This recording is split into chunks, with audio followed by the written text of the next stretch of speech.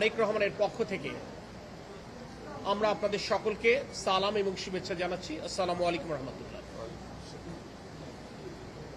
গত 5 দিন যাবৎ চট্টগ্রাম, কক্সবাজার এবং আমাদের পার্বত্য চট্টগ্রামের 3টি জেলায় অতিবৃষ্টি এবং পাহাড়ি ঢলের কারণে সৃষ্ট বন্যা এবং এই বন্যার যে দুর্যোগ, এই পরিস্থিতি মোকাবেলায় আমাদের জেলা প্রশাসন, আমাদের স্থানীয় সংসদ সদস্যবৃন্দ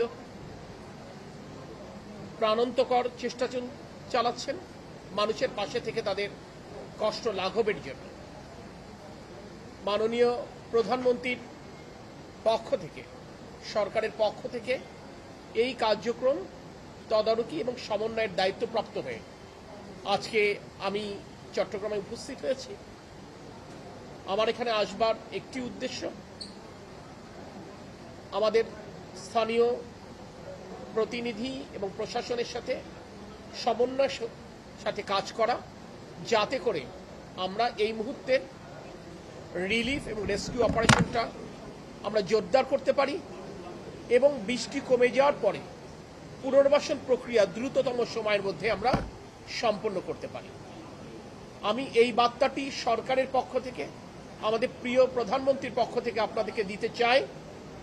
বর্তমানে সরকার একটি গণতান্ত্রিক সরকার, অর্থাৎ জনগণের ভোটে নির্বাচিত সরকার। তারেক রহমানের সরকার সর্বতোভাবে চট্টগ্রামবাসী তথা জনগণের পাশে রয়েছে। তাদের এই কষ্ট লাঘবের জন্য আমরা দিনরাত কাজ করছি। মাননীয় প্রধানমন্ত্রী স্বয়ং নিবিড়ভাবে স্থানীয় প্রশাসনের সাথে সংযোগ রাখছেন। আমরা আশা করছি আগামী 2 দিনের মধ্যে আবহাওয়ার পরিস্থিতির উন্নতি হবে এবং আমরা ধাপে ধাপে আমরা যে কাজ করছি এই কাজের গতি বাড়াতে পারব। গণমাধ্যমের বন্ধুরা প্রথম থেকেই বিভিন্ন তথ্য উপাত্ত দিয়ে সংবাদ পরিবেশনের মাধ্যমে আমাদেরকে সহায়তা করছেন, সে কারণে আমরা তাদের প্রতি কৃতজ্ঞতা প্রকাশ করছি। আশা করছি আগামী দিনগুলোও আমরা আপনাদের সাথে সমন্বিতভাবে কাজ করতে সমর্থ হব। আমরা মাঠ পর্যায়ে তথ্য নিয়েছি। চট্টগ্রাম এই জেলার 15টি উপজেলার ইউনো মহোদয়দের সাথে আমরা কথা বলে সেখানকার পরিস্থিতির একেবারে গতকালও প্রায় 3.5 ঘন্টা আমরা ভার্চুয়ালি মিটিং করেছিলাম মাননীয় প্রধানমন্ত্রীর সভাপতিত্বে। সেখানে আমরা তথ্য নিয়েছিলাম। সেই তথ্যগুলো আমরা আরও একটু বিস্তারিতভাবে এখানে নিলাম। মাঠ পর্যায়ে তাদের পরিস্থিতিটা কি সেটা জানবার চেষ্টা করেছি। এখানে মাননীয় মেয়র মহোদয় রয়েছেন চট্টগ্রাম সিটি কর্পোরেশনের, তার কাছ থেকে আমরা সকল তথ্যগুলো নিয়েছি এবং এখন পর্যন্ত তারা কি কাজ করেছেন এবং আগামী দিনে কাজ করবার জন্য তাদের সরকারের তরফ থেকে আর কি সমর্থন প্রয়োজন সেটি জানবার চেষ্টা করেছি। না, আমার মনে হয় আপনার কাছে তথ্য কিছুটা হলে ঘাটতি রয়েছে। আপনি যেমন বাঁশখালীর কথা বললেন, হ্যাঁ, এখানে কিন্তু আমরা খুব স্পষ্ট করেই বলতে পারি আমরা বিস্তারিত তথ্য নিয়েছি। আপনি হয়তো বলতে পারেন যে সকলের কাছে আমরা এখনো ত্রাণ পৌঁছাতে পারিনি।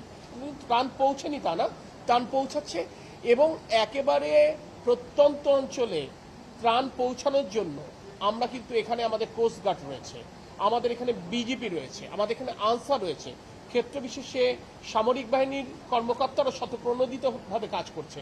তো এটা সমন্বয়ের ভিত্তিতে কাজ করছে। আমরা আজকেই হয়তো বা বাঁশখালী, হ্যাঁ আমি বলেছি, আমরা আজকেই হয়তো বা বাঁশখালীতে পরিদর্শনে যাব ইনশাল্লাহ। এবং আপনাকে এইটুকু আশ্বস্ত করতে পারি, দক্ষিণ চট্টগ্রামের এই উপজেলাগুলোতে বেশি ক্ষতিগ্রস্ত, তো সেখানে ত্রাণের পরিমাণও আমরা বাড়াচ্ছি এবং এটা প্রকৃত যার প্রয়োজন সেখানে যেন প্রত্যেকের কাছে যেন এটা পৌঁছায় সেটা নিবিড়ভাবে পর্যবেক্ষণ করবার জন্য সংশ্লিষ্ট ইউনোদেরকে নির্দেশনা দেওয়া হয়েছে। আমরা আপনাদেরকে নিশ্চিত করতে পারি ত্রাণ পৌঁছেছে, কিন্তু ত্রাণ যেন প্রত্যেকের কাছে পৌঁছায় সেটা আমরা আগামী দিনগুলোতে নিশ্চিত করবো ইনশাআল্লাহ। ধন্যবাদ।